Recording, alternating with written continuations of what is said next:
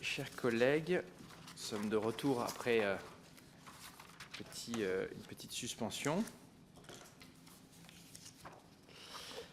Nous avons l'honneur, pour reprendre nos travaux, d'accueillir M. Bruno Lasserre, président de la commission d'accès aux documents administratifs. Monsieur le président Lasserre, nous vous remercions de vous être rendu disponible pour répondre à nos questions dans le cadre de la commission d'enquête qui répond à un double objet. D'une part, identifier l'ensemble des actions de lobbying menées par Uber pour pouvoir s'implanter en France, le rôle des décideurs publics de l'époque et émettre des recommandations concernant l'encadrement des relations entre décideurs publics et représentants d'intérêts. Et d'autre part, évaluer les conséquences économiques, sociales, environnementales du développement du modèle Uber, l'ubérisation en France et les réponses apportées et à apporter par les décideurs publics en la matière. Au cours de nos travaux, nous avons évoqué à plusieurs reprises le risque de conflit d'intérêts entre les secteurs publics et privés, le rôle des registres de déclaration des représentants d'intérêts, les contrôles réalisés en France par la Haute Autorité pour la transparence de la vie publique, mais également l'importance d'avoir accès aux documents administratifs car celui-ci contribue à la transparence de la vie publique. Votre audition intervient donc pour mieux comprendre le dispositif légal d'accès aux documents administratifs en France, le rôle de la commission d'accès aux documents administratifs que vous présidez. Je rappelle que la loi du 17 juillet 1978, désormais codifiée, a instauré un droit d'accès des citoyens aux documents administratifs. Ainsi, toute personne peut obtenir, dans un délai d'1 mois, communication des documents détenus par une administration dans le cadre de sa mission de service public, quelle que soit leur forme ou leur support. Le Conseil constitutionnel a d'ailleurs consacré l'existence d'un droit constitutionnel à l'accès aux documents administratifs. Dans le cadre de nos dernières auditions, plusieurs chercheuses ont souligné l'existence de bonnes pratiques en la matière en Union européenne, que ce soit à la Commission européenne ou dans certains États membres. On a aussi parlé des modèles anglo-saxons en la matière. La France est souvent citée comme faisant partie des bons élèves. Il semble pour autant que d'autres ont pu aller encore plus loin dans la transparence des relations entre l'administration et le secteur privé. Ainsi, Madame Laura Verreeke, chercheuse à l'Observatoire des multinationales et porte-parole de l'Observatoire du lobbying au niveau européen, nous a mentionné que la Commission européenne accepte de transmettre des notes de cadrage, des briefings du commissaire européen et les comptes rendus de ses rendez-vous avec les représentants d'intérêts sous 15 jours si on le lui demande. De la même manière, la Suède a été prise en exemple car cet État a accepté de lui transmettre la liste des rendez-vous entre son représentant permanent à l'Union européenne et les représentants d'intérêts sur un projet de directive, mais également les comptes rendus de ces réunions le jour même de sa demande. Donc, il semble que la loi française pose pour sa part un certain nombre d'exceptions à la transmission de documents administratifs, notamment liés au caractère préparatoire de certaines décisions administratives, ou encore au secret de certaines délibérations. Bref, est-ce que vous pouvez nous indiquer dans quelle mesure la CADA est saisie de demandes de communication de documents concernant des relations entre responsables publics et représentants d'intérêts? Est-ce que vous considérez que le dispositif actuel est équilibré ou qui pourrait être amélioré en prévoyant par exemple la possibilité de demander la liste des rendez-vous entre décideurs publics et représentants d'intérêts, les notes de cadrage ou les comptes rendus de réunions? On commencera avec ces questions et puis après on aura évidemment d'autres questions de la part de la rapporteure et moi-même. Je rappelle que cette audition est ouverte à la presse, qu'elle est retransmise en direct sur le site de l'Assemblée nationale. Et avant de vous laisser la parole, Monsieur Lasserre, pour répondre à ces premières interrogations, avant d'entamer les échanges sous forme de questions-réponses, je vous rappelle que l'article 6 de l'ordonnance du 17 novembre 1958 relative au fonctionnement des assemblées parlementaires impose aux personnes auditionnées par une commission d'enquête de prêter serment, de dire la vérité, toute la vérité, rien que la vérité. Je vais donc vous inviter, monsieur, à activer votre micro, lever la main droite et dire « je le jure ». Je le jure. Merci, Monsieur Lasserre, je vous laisse la parole. Merci beaucoup, Monsieur le Président, Madame la rapporteure, Mesdames et Messieurs, pour l'occasion que vous me donnez de présenter le dispositif que vous avez rappelé, Monsieur le Président. Je ne parlerai pas, ou très peu, du dispositif qui a été mis en place par la loi dite Sapin 2 de décembre 2016, qui crée l'obligation de ce répertoire numérique récapitulant en quelque sorte les activités des représentants d'intérêts. Je m'étendrai davantage sur le droit général à la transparence, le droit général d'accès aux documents administratifs, tel qu'il a été mis en place par la loi du 17 juillet 1978. Ce qui est très important, quand on fait l'histoire de cette loi, c'est qu'à la différence de sa sœur jumelle, la loi du 6 janvier, qui a été adoptée 6 mois avant la loi Informatique et Liberté, qui résultait d'une initiative du gouvernement de l'époque, qui avait mis en place une commission, avait réfléchi à la mise en place de ce droit très nouveau. La loi de juillet est d'initiative parlementaire. Elle a été imposée au gouvernement de l'époque, qui n'en voulait pas, par en réalité un consensus à l'Assemblée nationale et au Sénat qui dépassait les clivages politiques traditionnels, puisque la gauche et la droite s'étaient mises d'accord pour imposer ce devoir de transparence à un gouvernement qui, à l'époque, appuyé sur le frein, n'était pas du tout favorable à l'adoption d'une loi aussi ambitieuse et aussi générale qui, comme vous l'avez dit, renverse le principe, c'est-à-dire que tout document est présumé communicable, sauf si l'on peut invoquer un secret qui doit à ce moment-là être énuméré par la loi. Et donc, le principe est la liberté d'accès, le secret, la protection du secret est l'exception. Et pour faciliter la mise en œuvre de ce texte, très généreux, très libéral, très ambitieux, certes, qui ne va peut-être pas aussi loin que le modèle suédois que vous avez cité. En Suède, c'est depuis le XVIIIe siècle qu'il existe un droit pour chaque citoyen d'accéder à l'ensemble des documents de l'administration. Et en Suède, quand un citoyen appelle le standard téléphonique d'un ministère pour discuter avec le ministre, on lui passe personnellement le ministre. C'est une tradition tout à fait différente, mais dans un pays qui est évidemment moins nombreux, plus inclusif et d'une tradition assez différente de la nôtre. Mais c'est vrai que le modèle français a été en avance, parce qu'à l'époque, peu de pays avaient une législation aussi ambitieuse.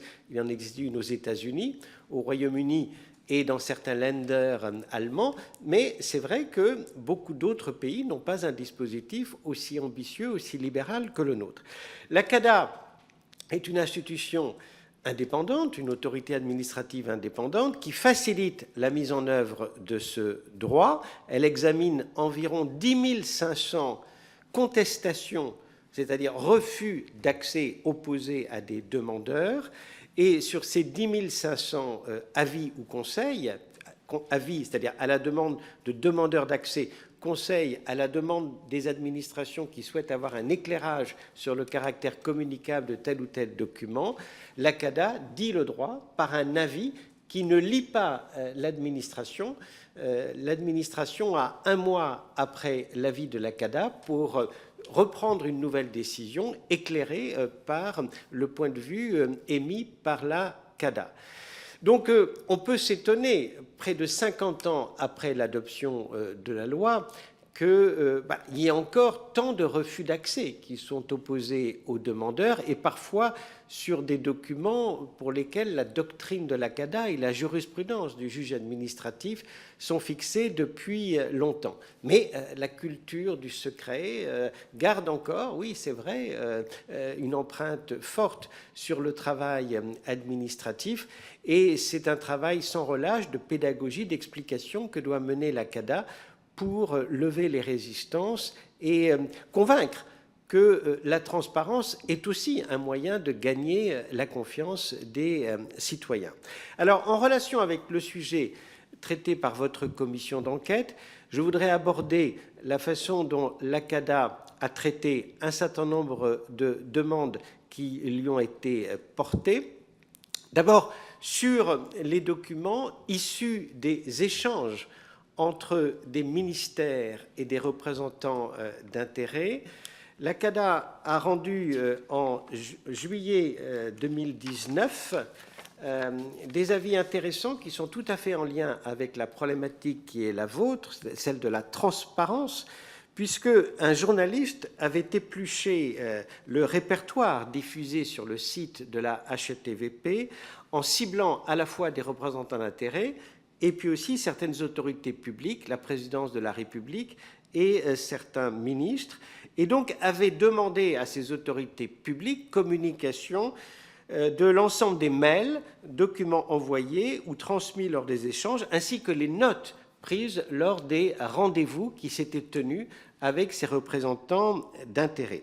Alors, la CADA, dans ses avis de juillet 2019, a dit d'une part qu'à la différence des déclarations de situation patrimoniale et d'intérêt qui sont exclues par la loi du champ des documents communicables, c'est des règles particulières définies par la loi HATVP, ces documents étaient des documents administratifs au sens du Code des relations entre le public et l'administration.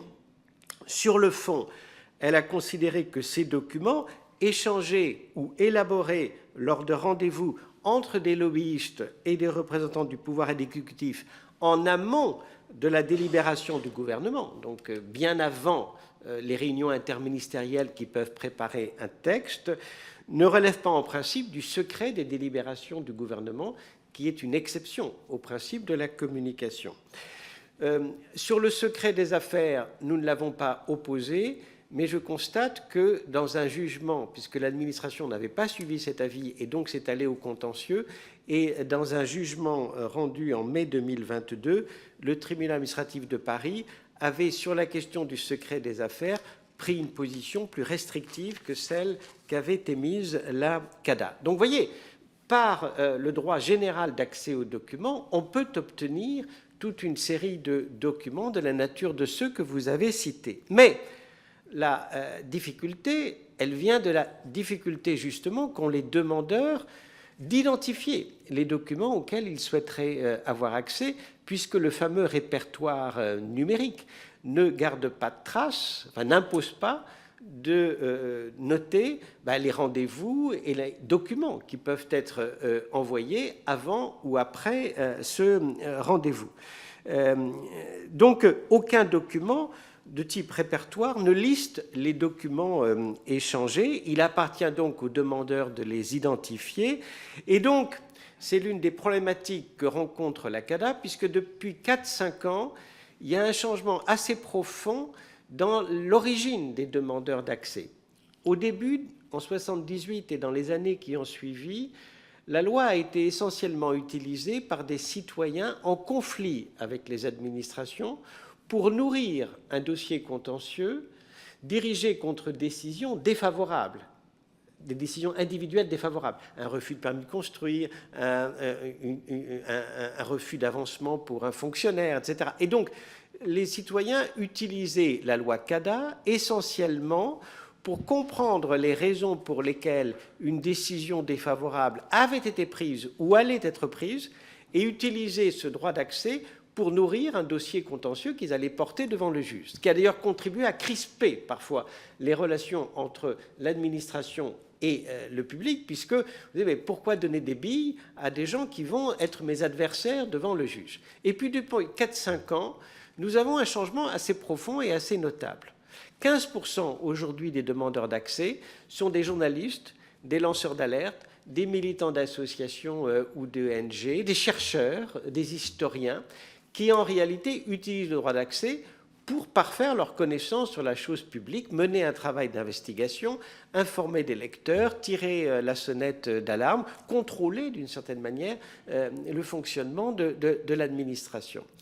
Et ce qui est intéressant, c'est que pour ce type de demandeurs, nous avons à la fois une obligation et une difficulté. Une obligation, c'est, alors que jusqu'à présent, le droit d'accès était un droit objectif, dès lors que le document était communicable, il l'était dans les mêmes conditions vis-à-vis du public en général, dès lors que le demandeur s'inscrit dans le cadre de la liberté de l'information ou de l'animation du débat démocratique, et donc invoque des libertés constitutionnellement protégées ou protégées par la Convention européenne des droits de l'homme, la jurisprudence de la Cour européenne des droits de l'homme, et qui est aussi celle du Conseil d'État, nous impose de faire une balance. C'est-à-dire, d'un côté, nous regardons en quoi la demande d'accès contribue à la liberté d'information ou à l'animation du débat démocratique, et de l'autre, nous voyons dans l'autre plateau de la balance la nécessité de protéger un certain nombre de secrets légitimes.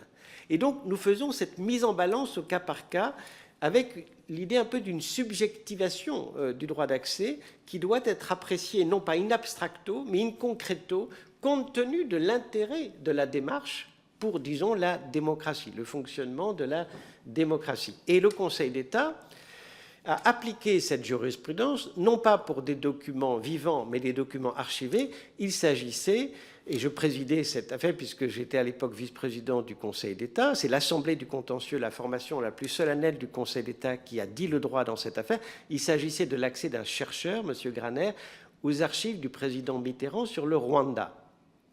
Dans cette affaire, le Conseil d'État a jugé qu'il fallait faire cette mise en balance entre l'intérêt scientifique, historique de la recherche en quelque sorte poursuivis par M. Graner, qui pouvait se recommander d'antécédents très sérieux et très professionnels, et de l'autre, la nécessité de protéger des secrets comme le secret de la politique extérieure française ou de la sécurité publique en général. Et en l'espèce, alors que la mandataire désignée par le président Mitterrand, ou plutôt son héritier, puisque, vous le savez, le président Mitterrand avait remis ses archives aux archives nationales dans le cadre d'un protocole volontaire qui soumettait toute demande d'accès à l'accord d'un mandataire qu'il avait désigné. En l'espèce, la mandataire avait émis une décision défavorable, mais le Conseil d'État a surmonté cela et considéré que ces documents devaient être communiqués. Eh bien, c'est cette même jurisprudence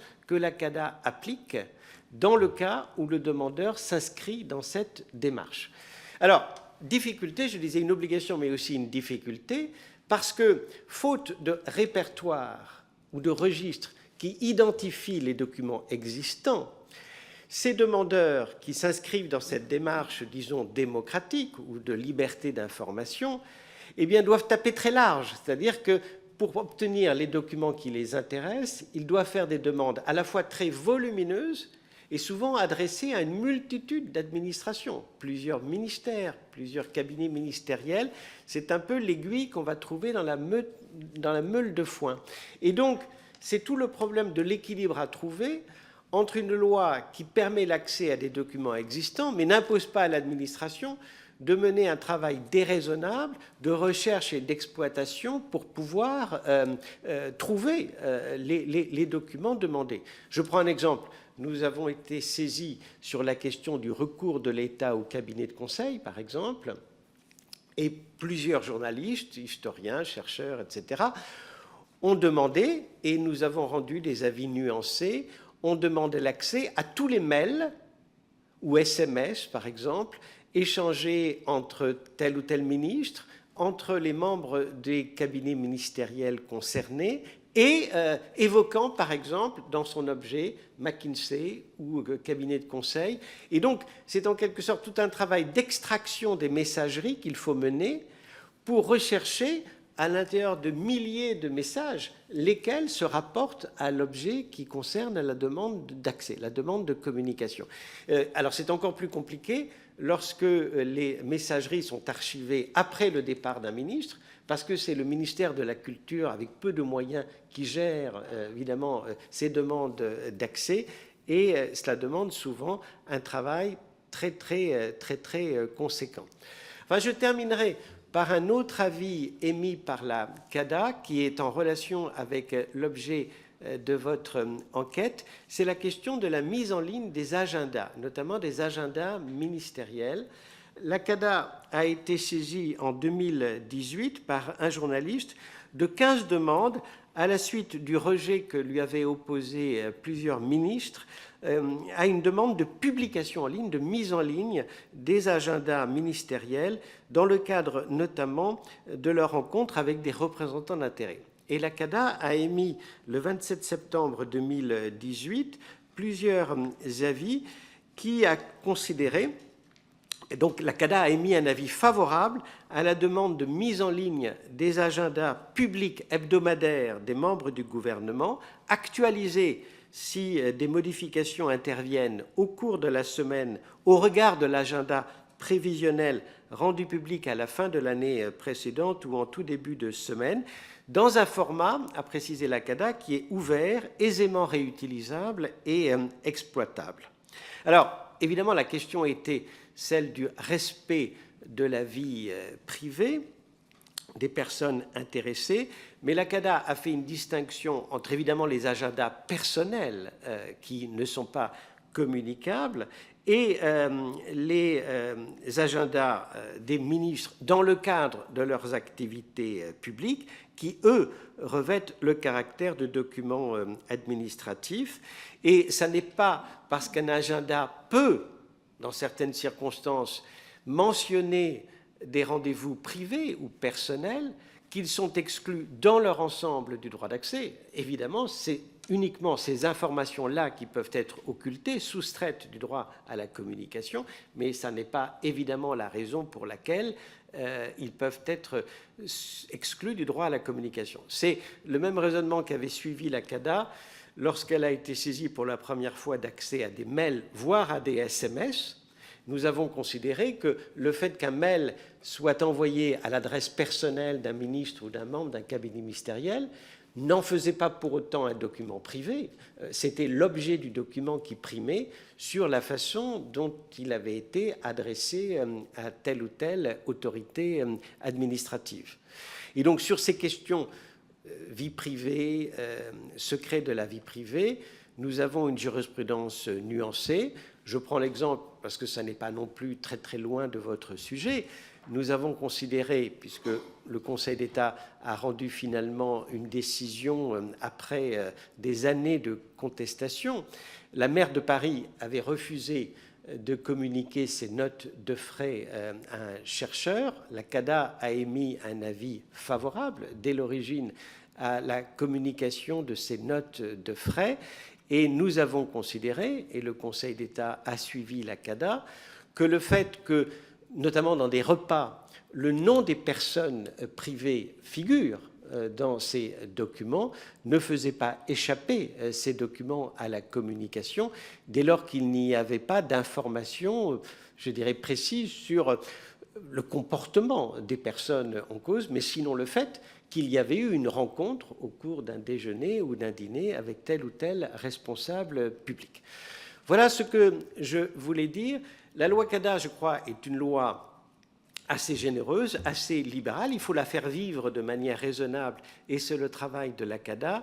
Je ne suis pas sûr qu'elle mérite, sur le sujet que vous abordez, des amendements particuliers.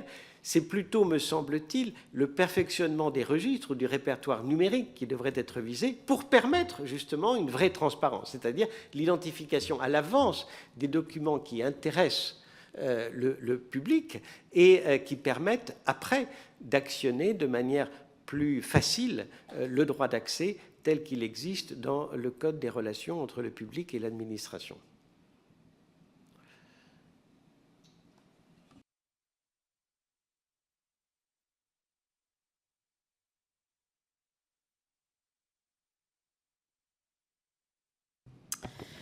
Merci beaucoup pour toutes ces explications. Dans le dossier qui nous occupe sur les Uber Files, on voit bien qu'on est confronté à une opacité extrêmement importante parce qu'avant les révélations du lanceur d'alerte Marc Magan, nous n'avions pas forcément connaissance qu'il y avait eu 17 échanges significatifs entre des dirigeants d'Uber et soit le ministre de l'économie de l'époque, Emmanuel Macron, ou des collaborateurs du ministre. Or, aujourd'hui, parce que c'était avant la loi Sapin 2, aujourd'hui, la situation fait que si c'est à l'initiative du lobbyiste ou du gouvernement, du ministère, d'un ministre, l'obligation de transparence n'est pas la même. Donc, on pourrait être confronté aux mêmes difficultés d'opacité de ces rencontres, de ces échanges qui ne sont pas inscrits à l'agenda, de ces échanges de SMS ou de ces dîners. Et surtout, nous n'avons pas accès nous n'avons pas accès toujours, là on l'a par le biais du lanceur d'alerte, mais au contenu des échanges et à leur aboutissement. Que pensez-vous de l'idée de rendre obligatoire la diffusion non seulement de tous ces rendez-vous entre représentants d'intérêts et responsables publics, mais aussi leur ordre du jour, leur compte-rendu et les documents du coup transmis par les représentants d'intérêts dans le cadre de ces rendez-vous, ou encore les documents qui ont été préparés en amont en vue de l'entretien, puisqu'ils sont aussi extrêmement importants. Cette diffusion, est-ce qu'elle pourrait être systématique? Et vous insistez, vous, sur le répertoire des documents. Cela signifie-t-il qu'il faudrait une modification profonde des pratiques dans chaque ministère pour qu'il y ait véritablement un répertoire des documents préparatoires adossés aux agendas des rencontres des ministres et de leurs collaborateurs? Alors, si amélioration il doit y avoir, je pense que c'est, comme je l'ai indiqué et comme vous l'avez vous-même abordé, du côté de l'enrichissement de ces répertoires que les choses peuvent être améliorées. Et par exemple, que ces répertoires puissent rendre compte à la fois des rendez-vous qui ont pu avoir lieu entre responsables publics et représentants d'intérêt d'une part, mais aussi puissent identifier les documents échangés entre les uns et les autres, faciliterait en aval l'accès à ces documents. Car du côté de l'accès et donc de l'équilibre entre transparence et protection des secrets, sérénité, efficacité, disons, du travail administratif, je pense que la loi de 78 est bien faite et il n'y a pas de modification à apporter. L'équilibre est satisfaisant entre ce principe de transparence et le principe du secret, car il y a aussi, dans certains cas, évidemment, des secrets légitimes à protéger. C'est plus, comme vous l'indiquez, et j'en faisais moi-même état, la question de l'identification préalable de ce qui existe. Car la loi de 78 n'impose pas à l'administration de communiquer des informations qui ne sont pas transcrites dans un document existant et n'impose pas non plus à l'administration de faire un travail de recherche ou d'exploitation pour fabriquer des documents correspondant aux souhaits de tel ou tel demandeur.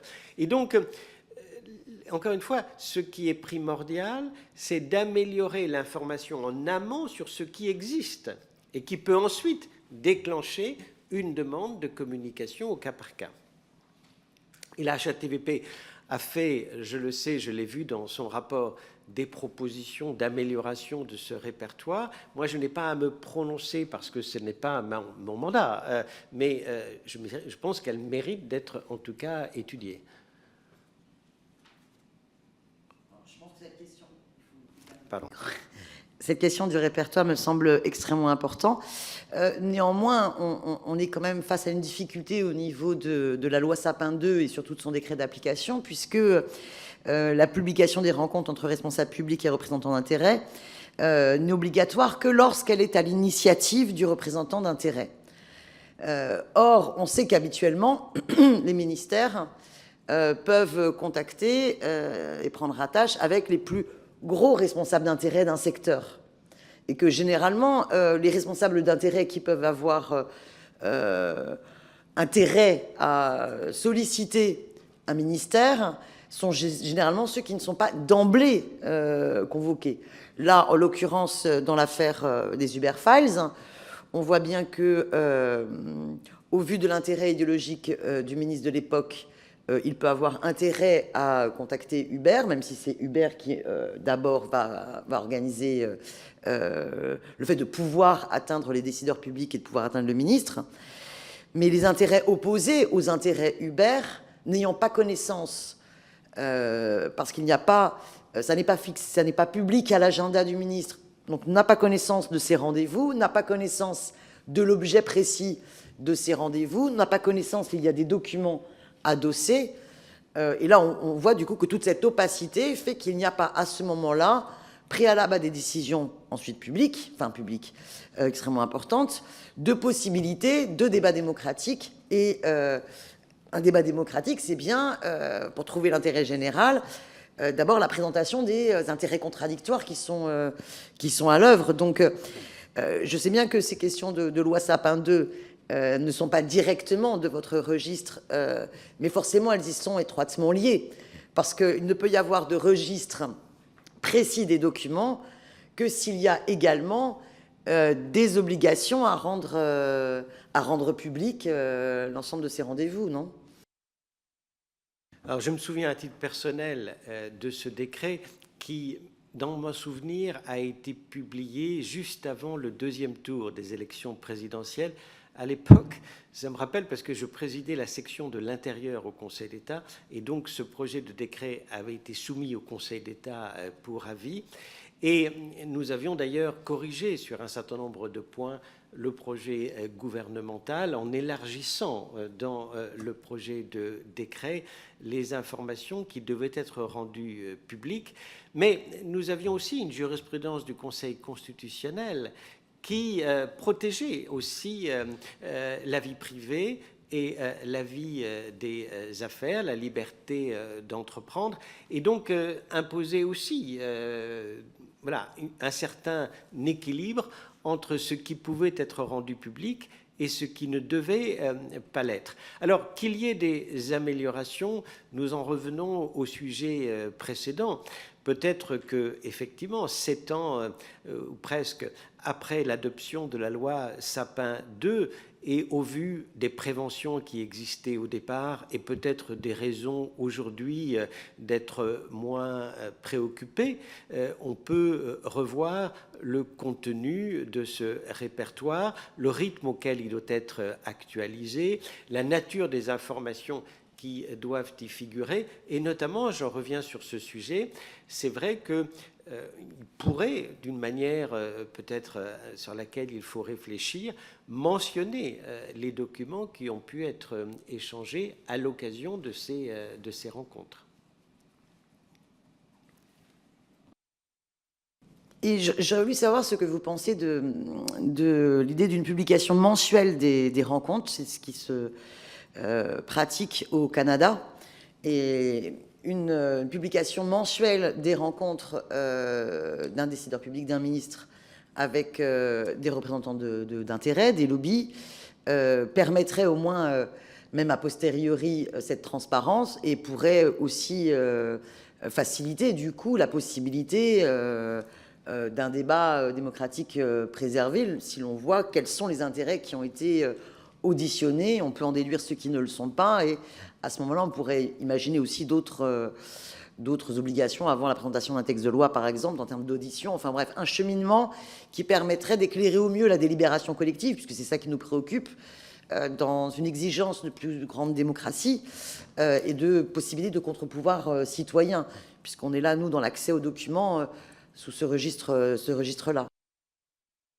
Il ne m'appartient pas de me prononcer précisément sur cette question. Ce que je vous ai dit, c'est que la CADA avait émis un avis favorable à la mise en ligne des agendas, y compris des agendas prévisionnels, notamment des ministres. Et je pense qu'il peut y avoir dans un agenda beaucoup d'informations utiles justement pour les citoyens ou ceux qui se préoccupent de la chose publique. Alors après, à quel rythme, voilà, tout cela doit être publié. C'est un équilibre à trouver entre le rythme annuel qui est celui, je crois, d'aujourd'hui, le rythme semestriel qui avait été proposé et le rythme mensuel que vous abordez. Ça, il ne m'appartient pas de donner un point de vue personnel sur cette question. De manière générale, et vous le savez, la loi République numérique a amélioré, corrigé, perfectionné la loi du 17 juillet 1978 en imposant la mise en ligne, c'est l'open data, de toute une série de documents détenus par l'administration. Il faut bien reconnaître que sur un certain nombre de domaines, la France est en retard dans l'open data, dans la mise en ligne des documents qui devraient être rendus publics et qui, dès lors que ces documents sont en accès libre, eh bien, n'imposent pas de faire une demande au cas par cas de tel ou tel document. On a aujourd'hui un retard dans certains domaines, il faut le dire aussi, du côté des collectivités territoriales qui, voilà, faute de moyens ou d'ambition, sont en retard dans la mise en ligne des documents qu'elles détiennent. Nous avons, au moins, voilà, il y a quelques semaines, rendu même un avis pressant à l'égard d'une préfecture qui n'avait pas le répertoire, pourtant obligatoire depuis 1978, qui consigne les documents qui sont accessibles au public. Et donc, il faut rappeler sans cesse aux administrations eh bien, que pour que le droit d'accès s'exerce, il faut encore que le public soit au courant de ce qui existe et donc qu'il y ait une obligation de mise en ligne préalable des documents existants. On est en plus face à une nouvelle difficulté à prendre en compte, c'est que les échanges ne se font pas uniquement par l'écrit et par des documents écrits, mais il y a de plus en plus de communication de nouveau type, qu'il s'agisse des mails, on en a parlé tout à l'heure, mais aussi des SMS, des conversations via des plateformes ou des messageries numériques. Bon, en plus, évidemment, des conversations téléphoniques qui existent toujours. Ces échanges peuvent être significatifs. Nous le voyons dans la commission d'enquête Uber Files, que ces échanges peuvent être très significatifs et peuvent être conclusifs dans des choix politiques importants. Est-ce que vous seriez pour qu'il y ait aussi une obligation de publicité sur ce type de documents? Et est-ce que vous avez été l'objet de demandes de ce type de documents? Madame la rapporteure, la loi est très claire, la loi sur l'accès aux documents administratifs. Le support est indifférent, c'est-à-dire quel que soit le support du document, c'est le contenu du document qui dicte son caractère communicable ou secret. Et donc, la CADA a émis des avis favorables à la communication, évidemment de mails, mais aussi de SMS ou d'échanges sur telle ou telle plateforme ou messagerie. Le support est indifférent dès lors que le document existe. Des SMS supprimés, et on sait que c'est facile de supprimer des SMS, là évidemment il n'y a pas de devoir de le reconstituer. Mais dès lors que les documents existent, eh bien ils sont communicables quel que soit leur support. Encore une fois, c'est le contenu du document qui importe et pas le support sur lequel il a été échangé. Les députés du Bundestag, excusez-moi, ont accès à un résumé des réunions du Conseil européen à travers une base de données confidentielle. Est-ce qu'il faudrait s'inspirer de cet exemple? Je sais que l'esprit de la CADA et de la loi de juillet de 1978 est bien sur une accessibilité universelle pour tout citoyen, mais pour contrer le problème de certains secrets des affaires, Bon, est-ce qu'il n'y a pas une possibilité aussi pour que les parlementaires, les représentants du peuple, de la nation, puissent avoir néanmoins accès à des documents qui pourraient être jugés par la CADA pas transmissibles de manière publique au niveau du secret des affaires? Enfin, voilà. Y a-t-il quelque chose d'intermédiaire à inventer, ou est-ce qu'au contraire, selon vous, ce serait préjudiciable à cette notion à laquelle nous devons tous être très attachés d'égalité de l'ensemble des citoyens dans l'accès à la transparence de toutes les données administratives et de l'exercice du contrôle citoyen? Alors, je ne vous répondrai pas sur le fond, mais sur la forme. En tout cas, la loi, ce qui fait la force de la loi de 78, qui est maintenant codifiée au Code des relations entre le public et l'administration, c'est sa généralité, son universalité, sa plasticité. Elle peut s'appliquer à toute une série de documents, de configurations, de demandeurs. Et donc, ce serait, à mon avis, contre-productif que de faire varier le droit d'accès dans son contenu ou sa portée selon la nature du demandeur ou la nature du document. Il faut au contraire garder ce droit général, et c'est dans d'autres textes que l'on peut, par exemple, si l'on estime que le Parlement il a un devoir de contrôle et d'évaluation finalement des politiques publiques, que, évidemment, les parlementaires peuvent avoir des droits renforcés d'accès à l'information administrative. Mais c'est dans ce cadre-là que ça doit être traité, et pas comme une partie, une sous-section d'un droit général d'accès aux documents administratifs. Et d'ailleurs,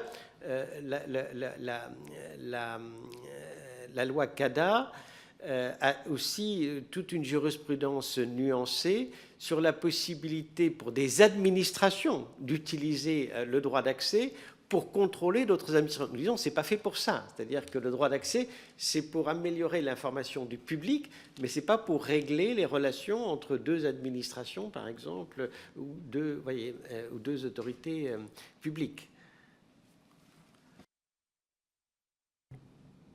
Je ne sais plus si c'est ce chiffre que j'avais eu avant ou que vous avez dit dans le début de votre propos, mais sur l'augmentation des recours, il y aurait plus de 8000 contestations de refus de l'administration. C'est encore davantage pour l'année 2022, puisque nous avons une augmentation de 26% en 2022, et nous sommes aujourd'hui à 10 500 saisines annuelles de la CADA, qu'il s'agisse des avis sollicitées par le public ou des demandes de conseil formées par les administrations pour prévenir un refus d'accès et être éclairé sur le caractère communicable ou secret d'un document. C'est un chiffre qui augmente, qui moi, me préoccupe au regard du peu de moyens qu'a la CADA. Nous n'avons que 17 emplois et un budget qui est très faible, hein, qui est consacré essentiellement à la rémunération des personnes qui travaillent à la CADA. La CADA fait un travail absolument remarquable, et je voudrais rendre hommage, y compris à mon prédécesseur, qui l'a en grande partie initié, pour, malgré la stabilité de ses moyens et l'augmentation très forte de ses saisines, 46% de plus que la moyenne des 4 dernières années, a réussi pour autant à accélérer le traitement des contestations portées devant elle. Aujourd'hui, nous avons ce qu'on appelle un taux de couverture de 104%, c'est-à-dire que nous rendons plus d'avis et de conseils que nous ne recevons de saisines, et donc nous diminuons le stock, et nous avons accéléré le délai de traitement, normalement d'1 mois, tel que l'a prévu le législateur. Je rappelle qu'en 2018, le délai moyen était de 180 jours. Nous avons réussi, à moyen constant, de le porter à 55 jours, alors qui n'est pas tout à fait encore le délai cible fixé par le législateur, mais nous avons fait un travail, grâce à la mobilisation des équipes, eh bien d'accélération, de rationalisation du traitement, et un décret récent nous a permis, pour les séries, c'est-à-dire les demandes multiples adressées sur le même objet à toute une série d'administrations, de pouvoir prendre un dossier pilote et d'accélérer, là encore, le traitement de ces demandes en série. Voilà.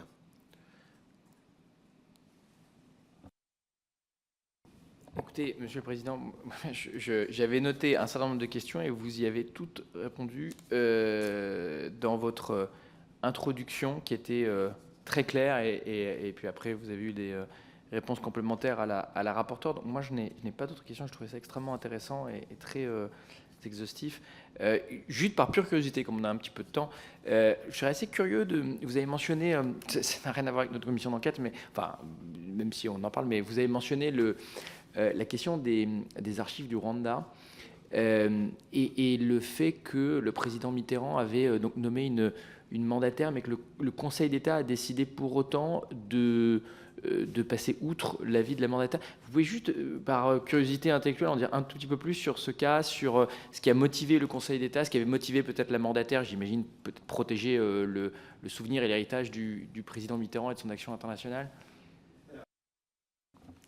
À l'époque, il n'y avait pas de remise obligatoire par le président de la République. Depuis, la loi a changé et maintenant, un président qui part doit remettre aux archives nationales l'ensemble de ses archives. À l'époque, il n'y avait pas d'obligation et donc c'est le président Mitterrand qui avait signé un protocole volontaire de remise aux archives, mais avec certaines restrictions et notamment la désignation d'un mandataire pour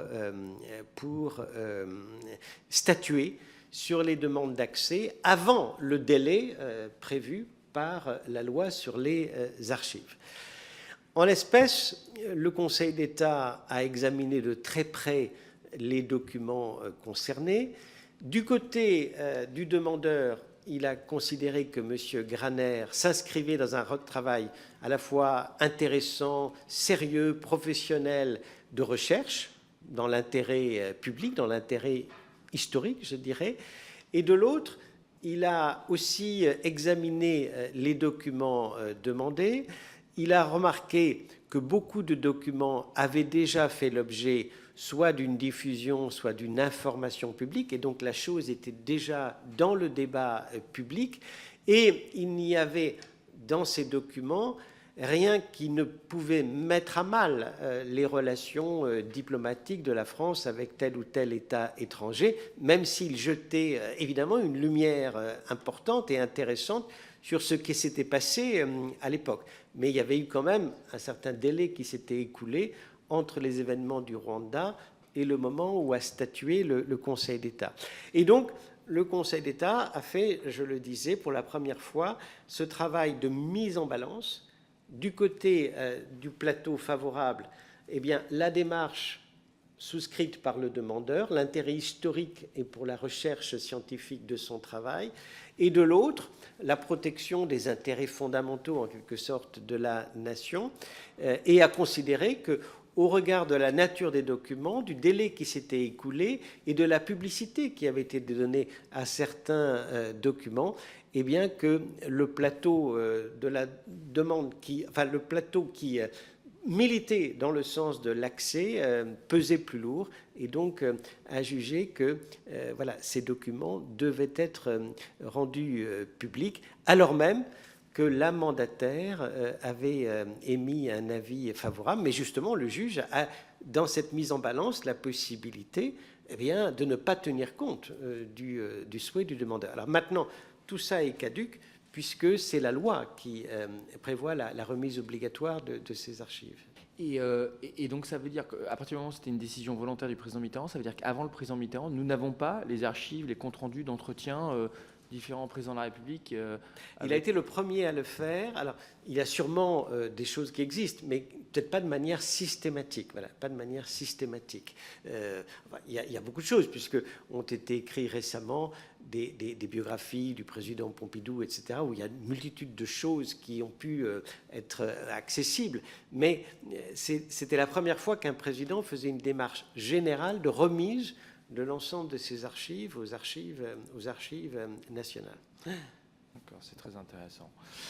Bon, écoutez, Monsieur le Président, je vous remercie énormément de votre disponibilité, de votre temps.